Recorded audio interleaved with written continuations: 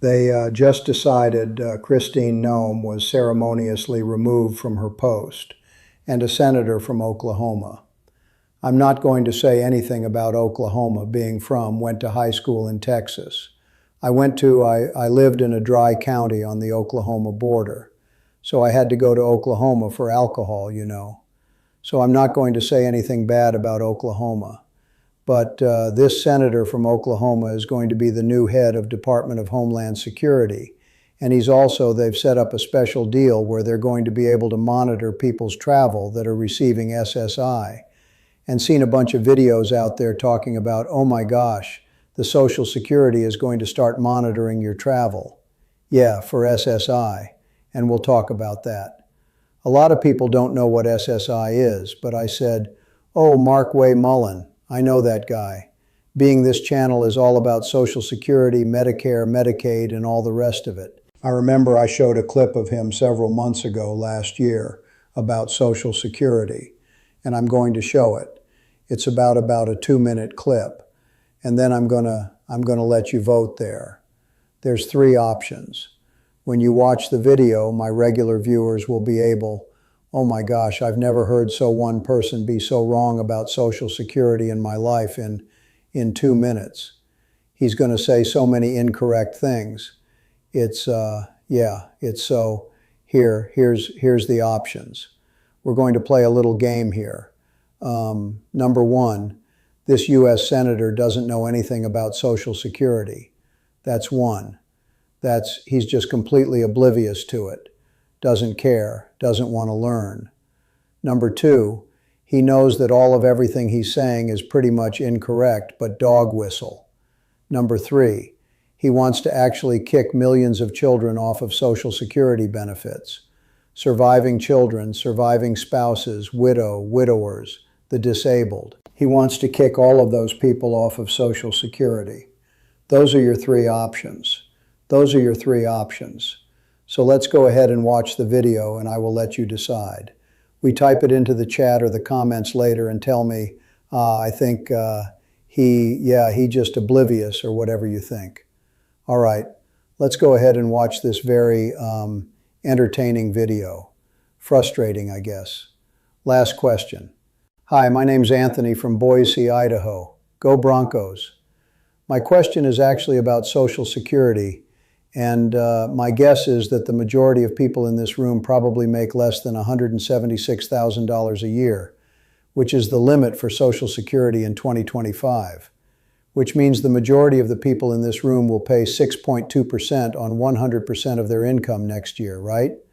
But those making over will not have to pay that extra 6.2%. Would you be in favor of reforming Social Security so that those making under could potentially pay less than the 6.2%? The question is, am I in favor of reforming Social Security? That's a politician for you right there. You ask a question and he answers a completely different question. What do you think about dogs? Well, I think cats. So anyway, he was asked about the FICA cap, which a lot of people in our community think it should be raised. But anyway, let's let him continue. Security. We were going to be forced to, because if we don't reform Social Security, it's going to go bankrupt. Now that doesn't mean we take benefits away from people that's paying in it. What it means is we kick people off that didn't pay anything into it. And the last time I checked, that's what Social Security was for. If you pay into it, you're guaranteed to receive back. But we have hundreds of thousands, maybe millions, because we haven't done a full audit. And the Social Security office won't send it to us. But I bet you Elon will figure it out. We have a tremendous amount of false payments going out. We have to do something to it. We can't balance the budget. We can't get our house back in order if we don't get into some type of mandatory spending. 76% of our entire budget is on mandatory spending, and yet we bicker over 24%. Now, how are we ever going to balance the budget off the 12 appropriation bills if we're only going to be able to touch 24% and get a $1.8 trillion spending deficit under control? It's not going to happen. But if we actually get into these programs and audit them and actually get them at doing what they're intended to do, like Social Security, we can keep everybody's benefits where they're at. We don't have to put anybody into worries thinking it's not going to be there for them, because it should be there for them. But we have to, as I said, I'll repeat myself and then I'll end the question. We have to get people off of it that never paid a dime into it. Okay, wow. My regular viewers are probably throwing stuff at their TV right now. Oh my gosh, how? Anyway, so, all right. So he didn't answer the question about the raising the cap. That's the reason Social Security is having an issue in the future, is because the money that we used to make as people working has essentially gone to the rich and powerful, and they don't pay taxes. FICA taxes on Social Security over $184,500. So if you make $100 under $184,500, you pay FICA tax, Social Security tax, 6.2% on every dollar you make. Anything over $184,500, you no longer pay FICA Social Security tax. And that's the issue. More money is going to the top, and therefore some. That was a question that was asked. The guy in the audience asked it the reverse way. Hey, if those guys don't have to pay, taxes on, how come we have to pay taxes on it? So, but I think he was getting to the same point. And then he says, well, that if we don't do something, Soul Scared is going to go bankrupt. No, it's not going to go bankrupt. My regular viewers know where I'm going to go here. They're tired of hearing that, but we've been ignoring this for 40 years. Is that Social Security will always be here for 100, 200, 300 years. The issue is, how much will you get paid? Will you get 100% of what you're supposed to get paid, what you paid into it, what you think you're going to get paid, based on your full retirement age or retiring early? That's the issue as of right now, because nothing is being done. Nothing has been done substantially for the past 40 years to fix any of this by any of these guys. The presidents in the front, the House of Representatives, the senators in the back, none of these guys have done anything. They've had some plans, they tried, some of them tried to do something, but none of them accomplished anything. And because of that, in 82 more checks from this month, you're going to get 82 more checks at 100%. And then the 83rd check is going to be cut by about 23%. That's not me saying, that's a Social Security trustees report and everything. Okay? It's not going bankrupt. You're always going to get a check. It's just that how much is that going to be? Are you going to be able to live on 73, 77%? But I did a video, people. But Ed, you did say is going to go bankrupt. Yeah, if that 77% that comes in from people currently working. So as long as people are currently working and paying Social Security, we'll be able to cover it. Now it's 9% this year. In a few years, it'll be to 23%. But if we're all replaced by AI and robots, then it will go bankrupt. But hopefully we won't be replaced by AI and robots. So Social Security will always be here as long as there's people actually paying into Social Security, working and paying into Social Security. But how much you're going to get, that's the issue. So saying that Social Security is going bankrupt, that's just, craziness. Okay, so let us know. Do you think he just doesn't know what Social Security does or doesn't care? Or the kind of the dog whistle is, oh, we need to get people off there that weren't paying into it.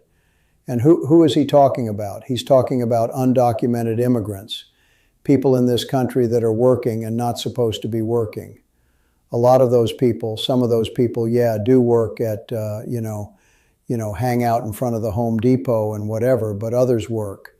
They overstayed their visa. They came here, they're using someone else's Social Security card, Social Security number. That's why I always say check, so you don't get overpaid to get in trouble, because someone else is working on your Social Security card. But they are paying into it. There's billions of dollars, estimated about $10 billion every year, paying into Social Security that are from people that are not supposed to be in this country. And they will never get those benefits because they're not in the country legally. If you're not in this country legally, I know I've done this a million times. You come into a Social Security office and I want to get my retirement benefits. And yeah, if you're not in this country legally, if you cannot prove you're in this country legally, there's a bunch of steps. I've done a bunch of videos of all the steps you have to go through to prove if you're not in the...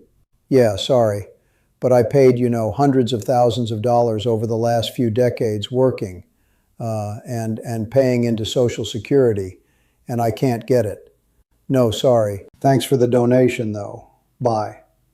And I've told the story about a people that come over very, very young with their parents from Canada. That's the big one.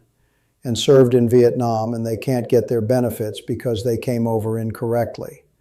They have those particular individuals usually get their benefits. But anyway, so who doesn't, who is receiving Social Security benefits? So let's take him at his word. Let's take him at his word. He wants to kick people off that never paid into it. Okay, we've already determined that people, if you're in this country illegally, you ain't getting it. So that's not them. There might be one or two very, very, very small. There's fraud, but those event people get caught. Who is receiving Social Security benefits that didn't pay into it? Disabled children. Disabled adult children became disabled before the age of 22. Surviving children. Parents passed away. Those kids never paid into it. Good going to kick them off. Spouses that never worked, supported their families that get benefits from their spouse, even though they never paid into Social Security themselves. Does he wants to kick those people off there? People that are receiving SSI, which is a whole different program, but yeah, so if you're saying, okay, we want to kick off people that didn't pay into it, those are the people that didn't pay it to it. So are you proposing to kick those people off? And Elon is going to find, and Social Security never provides the numbers, and Social Security provides the numbers every single year. It's just nobody ever reads them. The whole thing about the Social Security trustees, the trust fund being stolen, yada, yada, yada. Read the reports. It's all, as we used to say in the Marine Corps, all present and or accounted for, sir. All the money is right there. This is the 2024, tells you exactly how much came in, how much went out, what's left in the bank. And the new one will come out in a couple of months. And yeah, just read the report. Does Social Security have fraud, waste, and abuse? Of course, every large program has fraud, waste, and abuse. Less than 1%, it's estimated, so that's pretty good. Department of Defense, that's a whole different ball of wax there. Yeah, if you want to find where the money is. So yeah, the whole thing about Elon Musk, and that statement didn't end well, did it? Didn't age well. Elon Musk had all these crazy millions of people, zombies, receiving Social Security benefits. And guess what? It was all a bust. He was looking at the wrong record. And regular viewers know that the day he said that, I'm like, Elon, you're looking at the new me. You're not looking at the MBR. And it turns out it's an internal database. 1, pay 0 record, 0 money, $0 came out of that record database forever. Never $1 is never paid out of the database he was looking at. He was looking at the wrong place, and he finally admitted on Joe Rogan, oh, yep, okay. As much as a billionaire can't admit. All right, what about travel? So obviously this guy knows nothing about Social Security with dog whistle.